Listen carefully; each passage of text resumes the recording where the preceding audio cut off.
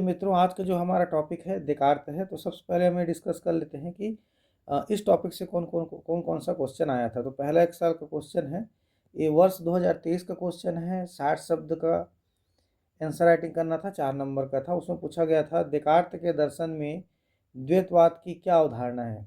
What is concept of dualism in Descartes philosophy. ठीक, एक साल क्वेश्चन पूछा गया है। 15 नंबर का 175 शब्द में लिखना था 2022 में। मैं सोचता हूँ अतः मैं हूँ, व्याख्या कीजिए। I think therefore I am, explain it. एक साल 2020 में क्वेश्चन पूछा गया है, देकार्त किस कथन की व्याख्या कीजिए। मैं सोचता हूँ अतः मैं हूँ, मतलब 8 नंबर का था। देखो सेम क्वेश्चन है, वह एक बार 175 शब्द का लिखना था, एक बार आपको 100 शब्द में लिखना था। और फिर एक बार पूछा गया है 2019 में, मैं सोचता हूँ इसकी विवेचना कीजिए। ये भी 8 नंबर का था, 100 शब्द में लिखना था। ठीक, मतलब कुल मिला के आपको जो है इस प्रश्न के उत्तर के लिए तैयार रहना है और उसको 175 शब्दों की तैयारी के साथ तैयार रखना है, क्योंकि 175 शब्द में पूछा गया क्वेश्चन है। ठीक है, मैं सोचता हूँ अतः मैं हूँ। तो बहुत सारे विद्यार्थी कह रहे हैं कि पढ़ाने पे समझ में तो आ जाता है, लेकिन हम उसको 175 शब्द में कैसे लिखें, इस पे हमको थोड़ा प्रैक्टिस करा दीजिए। तो मैं प्रयास करूंगा कि आपको 100 शब्द में कैसे लिखना है, 175 शब्द में कैसे लिखना है, या 60 शब्द में कैसे लिखना है, 30 शब्द में कैसे लिखना है, इसको मैं डिफाइन कर दूं। ठीक, तो काफ़ी महत्वपूर्ण क्वेश्चन है। देकार्त से लगभग 4 बार, अभी तक लगभग 7 बार इस पैटर्न में मेंस हुआ है, उसमें 4 बार इस टॉपिक से प्रश्न पूछना मतलब सबसे महत्वपूर्ण टॉपिक है। चलिए इन सब के आगे अब हम जो है डेकार्ट को पढ़ने वाले हैं। ठीक है, ठीक, चलिए। तो सबसे पहले तो जो आंसर राइटिंग करेंगे वो करेंगे, पहले लिखना क्या है, कैसे लिखना है, उसको पहले देख लेते हैं कि देकार्त का जो है थ्योरी ऑफ डाउट ये क्या है। ठीक, थ्योरी ऑफ पार्टीजन क्या है या थ्योरी ऑफ डाउट क्या है, इसको पहले समझ लो। आप पहले थोड़ा बहुत कॉन्सेप्ट देख लीजिए। ये जो देकार्त महोदय हैं, ठीक, ये व्यक्ति हैं बुद्धिवादी।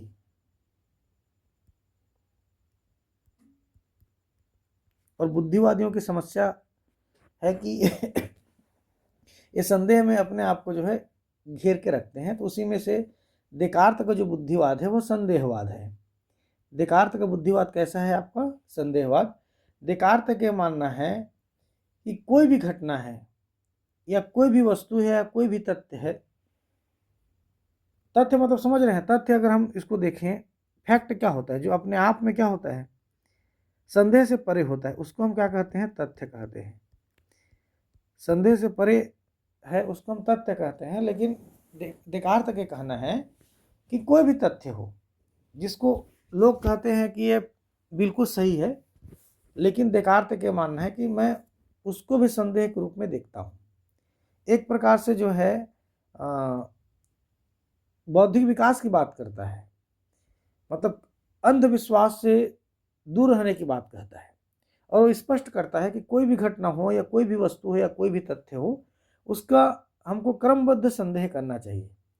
और यह संदेह तब तक करते रहना चाहिए जब तक जो है असंदिग्ध ज्ञान हमको ना मिल जाए। इसका संदेहवाद है। ठीक, फंडा क्लियर हुआ? मतलब कोई भी घटना है, कोई भी वस्तु है, कोई भी तथ्य है, उसका क्रमबद्ध संदेह करना, और यह संदेह तब तक करते रहना जब तक हमको असंदिग्ध ज्ञान प्राप्त ना हो, वह देकार्त का संदेहवाद है। ठीक, थ्योरी ऑफ डाउट क्या है? Any object, any event, any fact, उसका क्या करना है? सिस्टमेटिकली तब तक उस पर डाउट करना है जब तक हमको फर्दर डाउट इज इम्पॉसिबल, मतलब इसके बाद कोई डाउट हमको मिले ही ना, ऐसी परिस्थिति में हमको अपने आप को लेके आना है। उसको हम देकार्त का संदेहवाद कहते हैं। ठीक, अब देकार्त के संदेहवाद की विधि को थोड़ा बहुत समझ लीजिए। देकार्त अपनी विधि को जो है अन्वेषण विधि कहता है। ठीक, अपनी विधि को कौन सा विधि कहता है?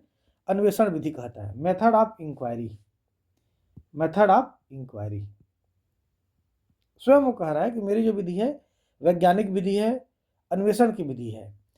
मैं किसी भी ठोस तथ्यों की स्थापना के लिए यह आवश्यक है कि हम लोग विश्व की सारी वस्तुओं, घटनाओं और तथ्यों का क्रमबद्ध रूप से संशय करें। ठीक। To establish any solid fact it is essential event we systematically cast doubt upon all object, event and fact in the world. ठीक। if we continue to doubt every object of the world we will arrive at the fact beyond which further doubt is impossible।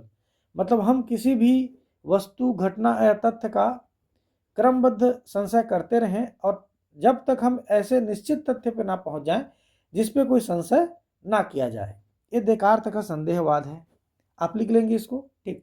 अब देखिए 175 शब्द में आपको अपने आप को तैयार रखना है और कहानी यहीं से शुरू होगी कि मैं सोचता हूं इसलिए मैं हूं, उसके संदेह से ही आएगा।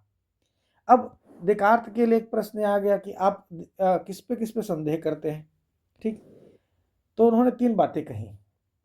एक तो कहा कि मैं इंद्रिय ज्ञान पे संदेह करता हूं, एक तो मैं शारीरिक क्रिया पे भी संदेह करता हूं, और एक गणितीय मान्यता पर संदेह। मैंने इतने सारे दार्शनिकों को पढ़ा है और मेरी भी ऐसी मान्यता है कि भाई गणितीय मान्यता पे आज तक कोई संदेह नहीं कर सकता। लेकिन देकार्त ऐसे व्यक्ति हैं जो 1 + 1 = 2 होता है, इस पर भी क्या कर देते हैं, संदेह कर देते हैं। ठीक।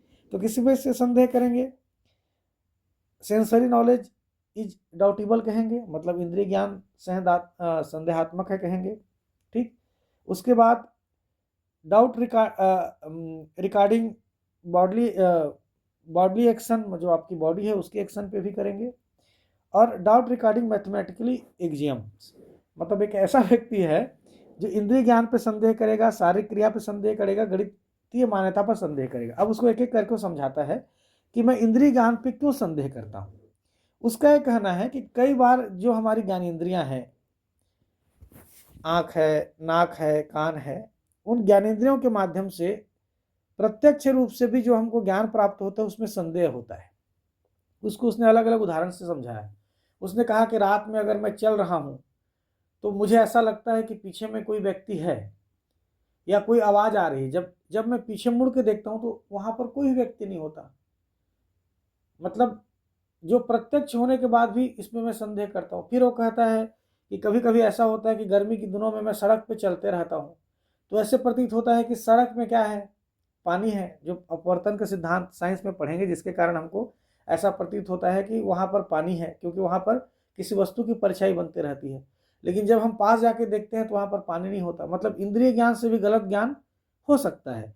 इसको आप मैंने चित्र के माध्यम से समझाया। कभी कभी देखो एक पेंसिल है, ये पेंसिल जो है पानी में, हालांकि साइंस का नियम है, अपवर्तन के कारण ऐसा दिख रहा है, लेकिन अब उसको समझा रहे हैं कि प्रत्यक्ष जो हम आंखों से भी देखते हैं उसमें भी कभी कभी क्या हो जाती है, त्रुटियां हो जाती हैं। इसलिए मैं प्रत्यक्ष ज्ञान पे संदेह करता हूँ। जैसे ये जो पेन है एक्चुअल में सीधी है लेकिन हमको मुड़ी हुई दिख रही है। तो देकार्त कहते हैं कि प्रत्यक्ष, कुल मिला के आपको इंद्रिय ज्ञान पे संशय करना है। ठीक। आपको डाउट करना है। ठीक। सीधी सी बात यह है कि हम डाउट करेंगे किसमें, जो आपका सेंसरी नॉलेज है उस पर हम क्या करेंगे, डाउट करेंगे। क्यों? क्योंकि जो हम कभी कभी देखते हैं वास्तव में वह ऐसा नहीं होता। आप 2-3 उदाहरण से आप उसको लिख सकते हैं। अब 175 नंबर का होगा तो आप 2-3 उदाहरण दे दीजिए। यदि आपको 100 अंक में लिखना है और तो आपको उसको थोड़ा सा, मतलब एक ही उदाहरण से आप उसमें संक्षिप्तीकरण कर दीजिए। ठीक है। चलिए, अब शारीरिक क्रिया पे संदेह है। ठीक। इस पे कैसे संदेह करेगा, जो बॉडी एक्शन होता है उस पर कैसे संदेह करेगा, उसको देखिए। डाउट जो आपका बॉडी एक्शन पे कैसे करेगा, तो ये क्या कहता है कि शरीर में जो क्रियाएं होती रहती हैं एक्चुअल में हमको उसका बोध होता है। जैसे मैं अभी पढ़ा रहा हूँ तो मुझे इसका बोध हो रहा है कि मैं पढ़ा रहा हूँ, इसलिए शारीरिक क्रिया पे मुझे भी संदेह नहीं है। लेकिन कभी कभी ऐसा होता है कि जब मैं स्वप्न में होता हूँ, और स्वप्न भी एक शारीरिक क्रिया है कह रहा है, तो आप भी जानते हैं कि अगर मान लीजिए स्वप्न में ऐसे आप खोए रहते हैं तो जो घटना घटित होती रहती है तो हमको ऐसा लगता रहता है कि यह घटना रियल में हो रही है। लेकिन जैसे ही हम सपने से जाग जाते हैं या उठ जाते हैं तो हमको पता चल जाता है कि यह पूर्णतः क्या था, मिथ्या था। तो इस उदाहरण को प्रस्तुत करके उसने कह दिया कि शारीरिक क्रिया पे भी हमको क्या करना चाहिए, संदेह करना चाहिए। क्योंकि स्वप्न में जो है हम जो स्वप्न देखते रहते हैं उस समय तो उसको सही मानते हैं, लेकिन जब हम जाग जाते हैं तो हमको ज्ञान हो जाता है कि यह झूठा था। तो उसी पे वो सोचते सोचते सोचता है कि मैं यह कैसे मान लूं कि अभी मैं जो देख रहा हूं वह स्वप्न नहीं है।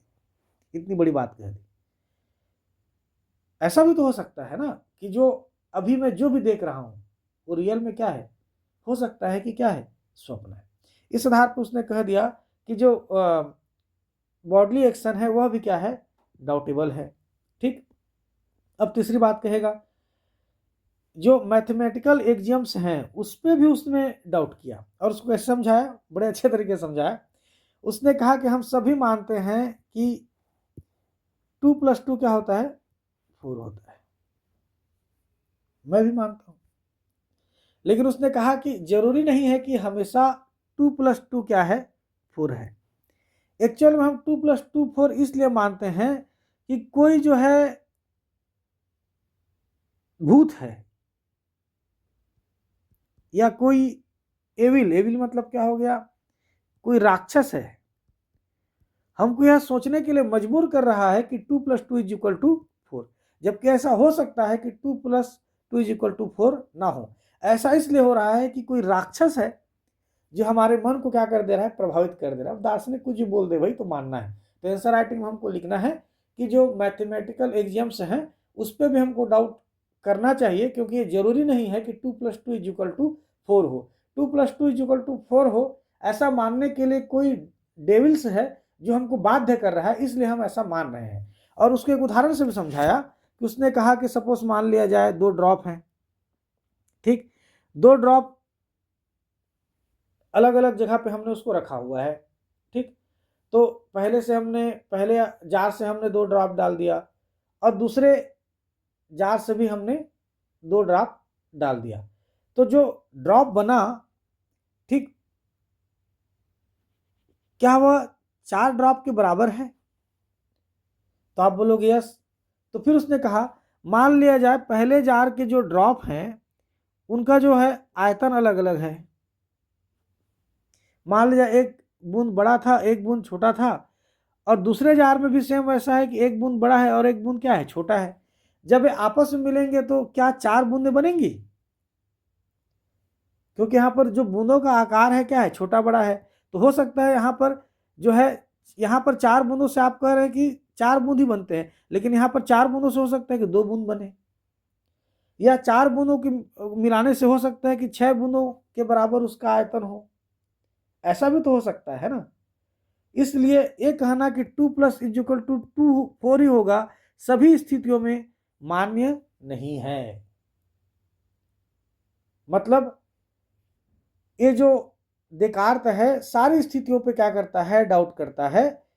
इंद्रिय ज्ञान पे भी संदेह करता है, शारीरिक क्रिया पे भी संदेह करता है, और गणितीय मान्यता पे भी क्या करता है, संदेह करता है। ठीक, याद रहेगा इंग्लिश मीडियम में आपको क्या करेंगे, आपका सेंसरी नॉलेज बोलेंगे, ठीक है, बॉडली एक्शन बोलेंगे, और इसको क्या बोलेंगे, मैथमेटिकल एग्जियम्स बोलेंगे। तो इन तीनों पे संदेह करता है। अब आपका प्रश्न यह है कि मैं सोचता हूं इसलिए मैं हूं। अब ये प्रश्न यहां आया, तो अब आपको देकार्त को लोगों ने कहा कि आप तो लगभग सारे चीजों पे संदेह करते हैं। ठीक, तब उसको घेर के पूछा गया कि आप जो संदेह करते हैं या जो आप थिंकिंग करते हैं या जो आप सोचते हैं, क्या इस पे संदेह है? तो यहां पर जो है देकार्त जो है मुकर जाता है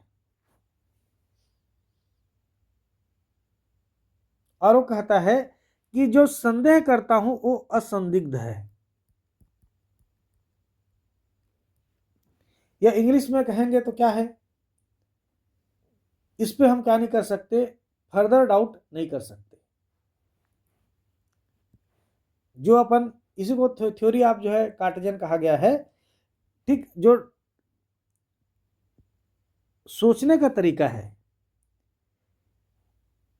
जो क्या करने का तरीका है, सोचने का तरीका है, वह क्या है, इनडाउटेबल है। मतलब उस पर हम डाउट नहीं कर सकते। तो बढ़िया बात है भाई, आप दार्शनिक हो तो बोल दो कि भाई मैं संदेह जो करता हूं उस पर मुझे कोई संदेह नहीं है, क्योंकि यह असंदिग्ध है, ठीक, इनडाउटेबल है, मतलब इस पर डाउट नहीं कर सकते। तो इनसे पूछा गया चलो प्रमाण दो, क्या दीजिए, प्रमाण दीजिए। तो प्रमाण वही अभी अभी एनसेल में मैंने पढ़ाया है, तो उसमें भी दार्शनिक लोग ऐसे ही प्रमाण देते हैं। एक कहा कि संदेह मैं करता हूं, फिर उसने कहा मतलब संदेह मैं नहीं करता हूं, ठीक, मतलब मैं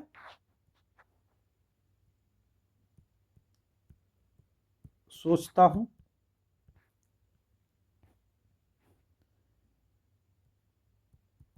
ठीक। एक तरफ उसने कहा मैं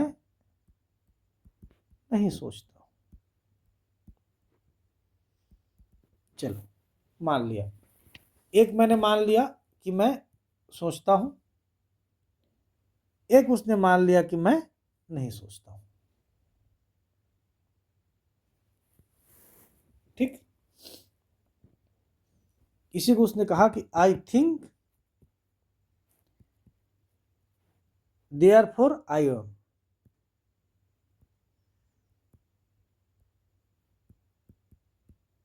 ठीक।